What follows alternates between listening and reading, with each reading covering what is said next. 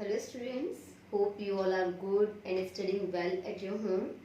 I found that you people send your homework. Few of the students are doing homework with very well handwriting, but few of the students are having so much of poor handwriting. So I would like to say, please improve your handwriting also and start focusing on the points as well as the box you are making. Use scale, pencil, everything. The notes will be for you, आप ही को बेटा वो future में काम आएगा. Now come to the topic. As you know, हमने इससे पहले वाले प्रीवियस लेक्चर में इन्वायरमेंट का बेसिक डिस्कस किया था. व्हाट इज इन्वायरमेंट, क्या होता है इन्वायरमेंट, क्यों ज़रूरी होता है इन्वायरमेंट, उसका इंट्रोडक्शन हमने लिया था. What ever is in our surrounding makes environment. Definition भी अब तो आप लोगों को याद हो गए होंगे. So now see, whatever we see in our surroundings is environment. We have discussed about natural environment also, little bit human and human made environment also. So today we are going to discuss about the natural environment. As we have already discussed in our previous lecture that what does natural environment comprises of. Natural environment किससे मिलकर बना है, क्यों बना हुआ है, कहाँ से बना हुआ है, हमने बात किए थे ना, डिस्कस किए थे हम लोग इस बारे में. So from what elements, from what matter, from what things, from what organism the natural environment is comprises of, is made up of. किससे मिलकर बना हुआ है natural environment. So I told you everything, whether it is living or non-living, which occur in nature by itself, it is not human made, that all things come in natural environment. एक बार फिर से समझाते हैं. जो भी material, जो भी thing आपके सराउंडिंग्स में आप देखते हैं, चाहे वो लिविंग हो, चाहे वो नॉन लिविंग हो, ह्यूमन मेड ना हो, ह्यूमन मेड, मैन मेड ना हो, मैन का क्रिएशन ना हो, वो सब क्या होगा, और वो नेचर में बाय इटसेल्फ एग्जिस्ट करता हो, वो सब किसका पार्ट होंगे, नेचुरल एनवायरनमेंट. किसका पार्ट होंगे, natural environment. Like plants, animal, water, river, land, etc., etc.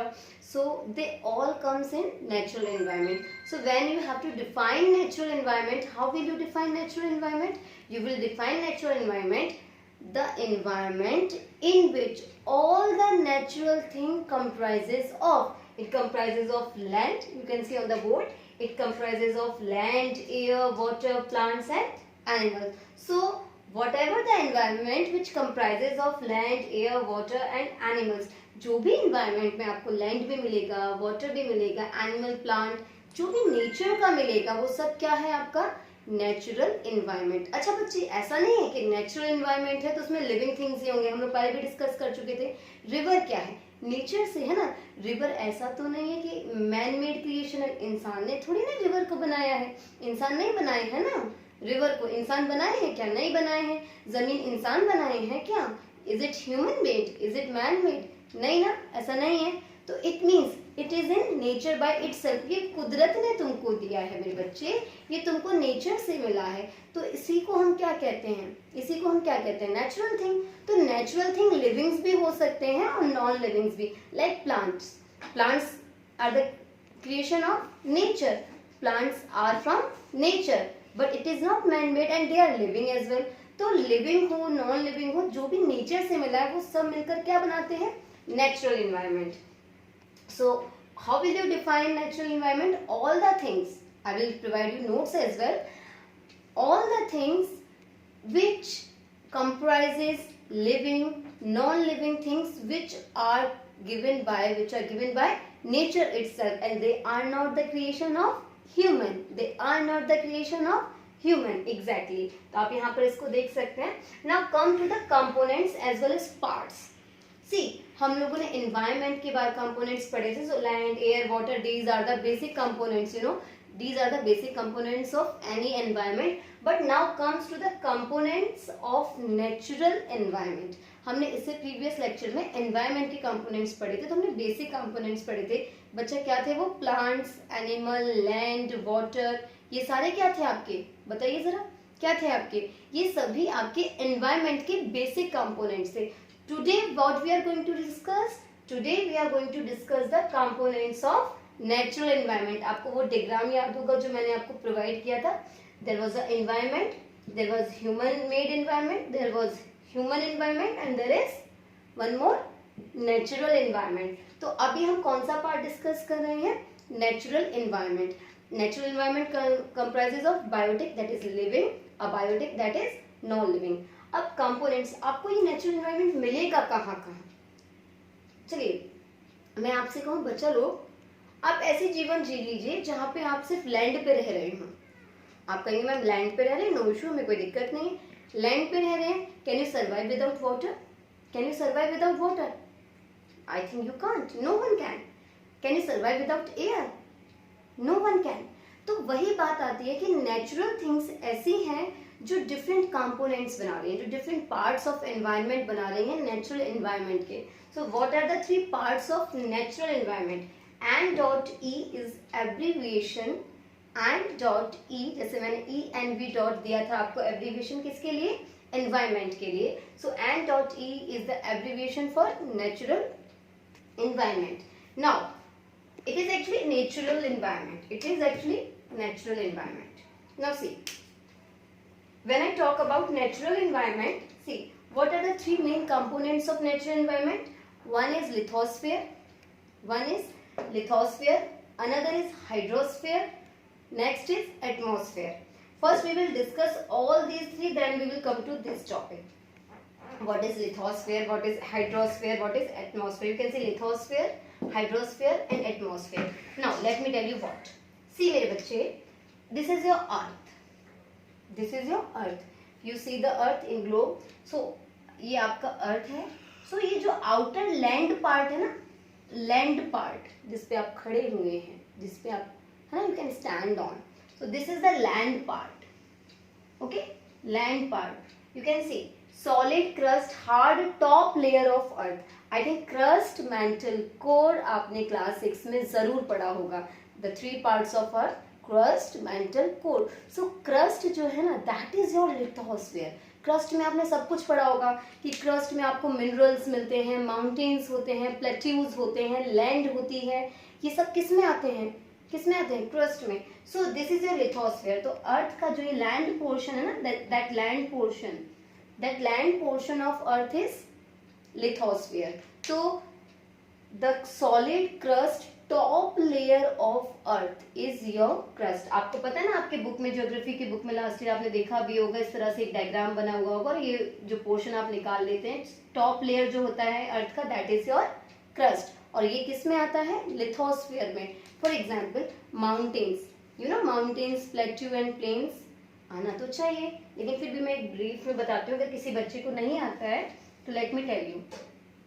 आप जिस लैंड पे हैं, प्लेन लैंड है अगर, है ना, ऐसे माउंटेन्स होते हैं पीक्स वाले, और कुछ टेबल टॉप लैंड्स होते हैं. मतलब यहाँ पर टेबल टॉप प्लेन होते हैं, लेकिन आपके जो प्लेन्स होते हैं, प्लेन्स मैदान जो होते हैं, उनसे थोड़ा उठे हुए होते हैं, लेकिन उनके पीक नहीं होते हैं. जैसे माउंटेन्स के पीक होते हैं ना, ऐसे नहीं होते हैं.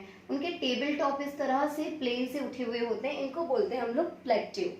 We call that plateau. So these are mountains, these are plateaus and this is plain, mountain and plateau. Now see my students, lithosphere क्या है बताइए? नेचुरल एनवायरनमेंट का वो पार्ट जहाँ पे आप सर्वाइव कर पा रहे हैं, दैट इज लिथोस्फीयर. जहाँ पे आप खड़े हो सकते हैं, the land part, the land portion is your lithosphere.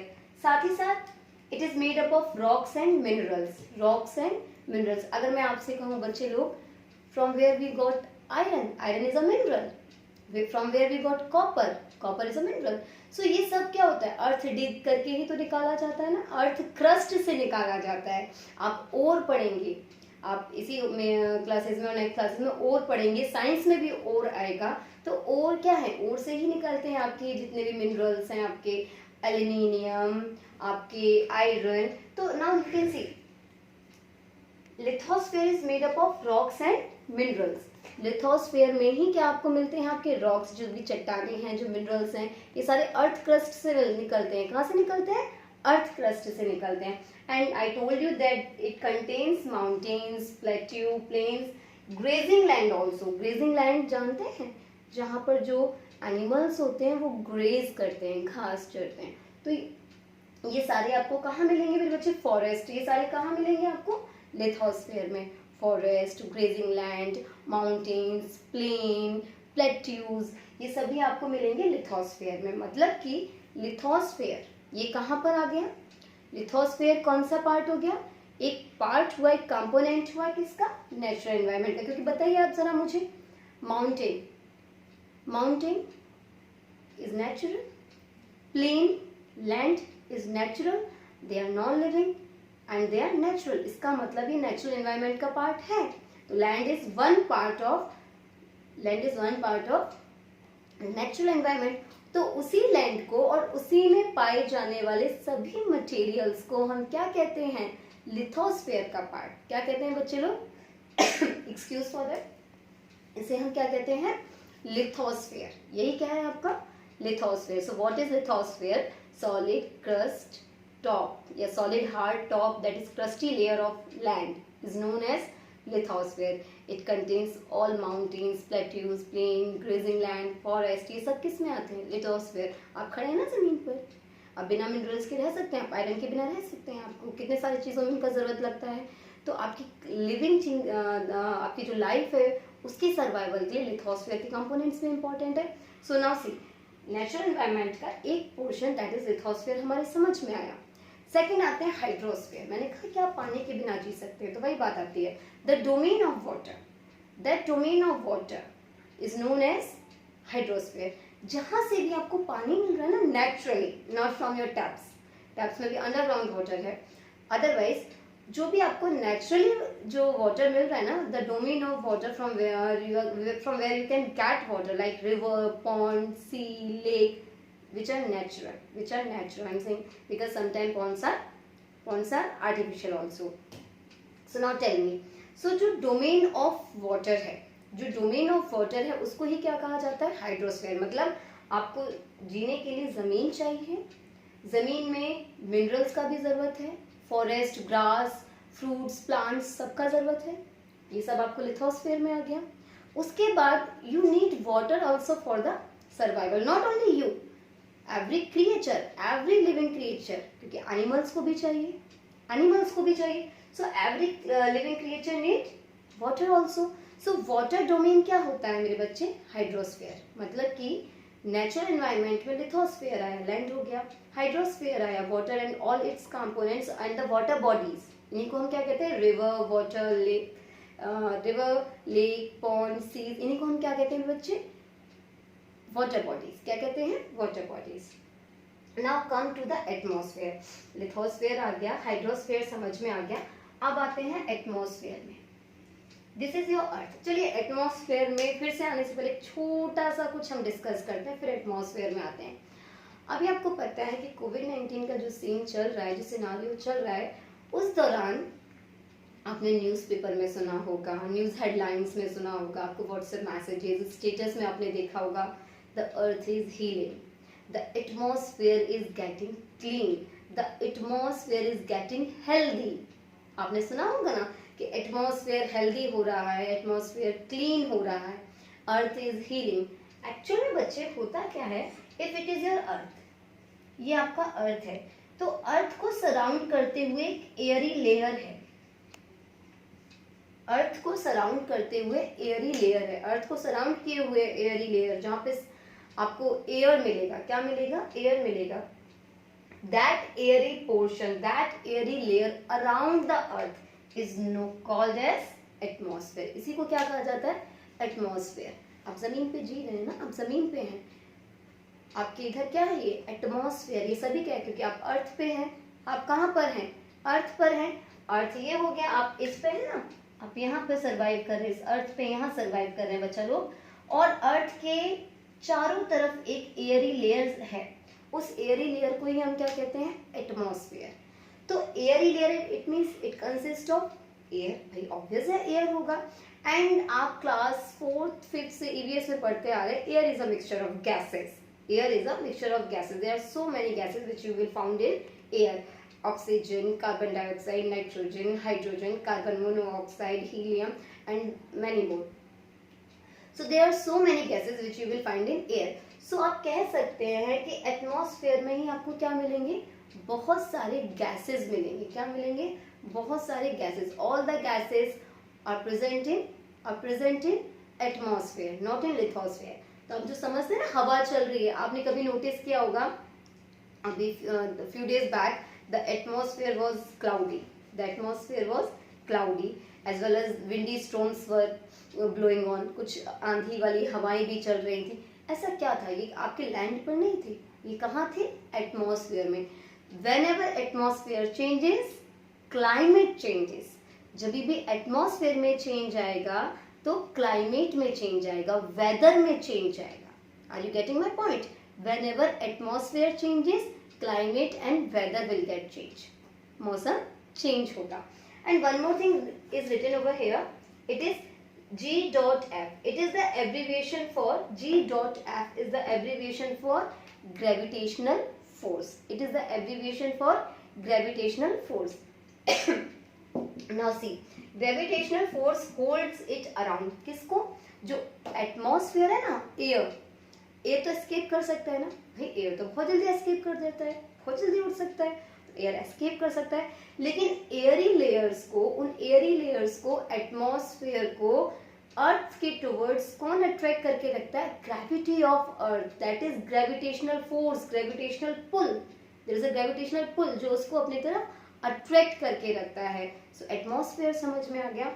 अभी हमें समझ में आ गया कि अगर हम नेचुरल एनवायरनमेंट की बात कर रहे हैं, यानी कि हमें एनवायरनमेंट जो नेचर ने दिया है, the environment which has been provided by nature to us, उसके 3 कंपोनेंट्स हैं। उसी ने हमको लिथोस्फेयर दिया है, उसी ने हमको हाइड्रोस्फेयर दिया है और उसी ने हमको एटमॉस्फेयर दिया। And now see over here, हमें ये तीनों चीजों का जरूरत है ना for our survival, not our, for every living creature survival. Her living creature को अपने सर्वाइवल के लिए it needs all the three components of natural environment. It will require lithosphere, it will require hydrosphere, it will require atmosphere. So collectively ये मिलकर बनाते हैं biosphere. Collectively इनको क्या कहते हैं, बायोस्फीयर। अगर आपसे कोई पूछे बायोस्फीयर क्या है, biosphere is the collection of lithosphere, hydrosphere, atmosphere, जहां पर कोई बायोलॉजिकल एक्टिविटी होती हो। हम जी रहे हैं ना, we are living, we are taking air inside, we are inhaling the oxygen, we are exhaling the carbon dioxide, we are inhaling the oxygen and exhaling the carbon dioxide, we are taking food from plants, from nature, we are having water, तो हम ये सब कुछ कर रहे हैं ना। सो biosphere जहाँ पे कोई लिविंग एक्टिविटी सर्वाइवल हो रहा हो। सो बायोस्फेयर कैसे बना, जब ये तीनों स्फेयर हैं तभी बायोस्फेयर है, तभी कोई लिविंग एक्टिविटी हो सकती है। आई थिंक ये टॉपिक्स आपको क्लियर हुए होंगे।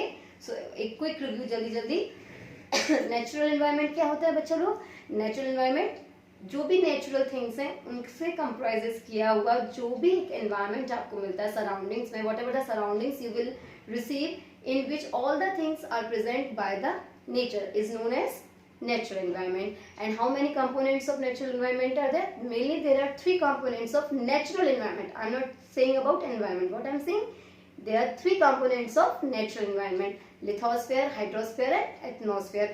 Collectively ये जो एक बनाते हैं वो क्या है, बायोस्फेयर, जहाँ पे तीनों एक दूसरे के साथ इंटरेक्ट करते हुए एक लिविंग लाइफ लोगों को मिलती है। लोग इन तीनों का इस्तेमाल करते हुए एक लाइफ जीते, सर्वाइवल लाइफ जीते हैं।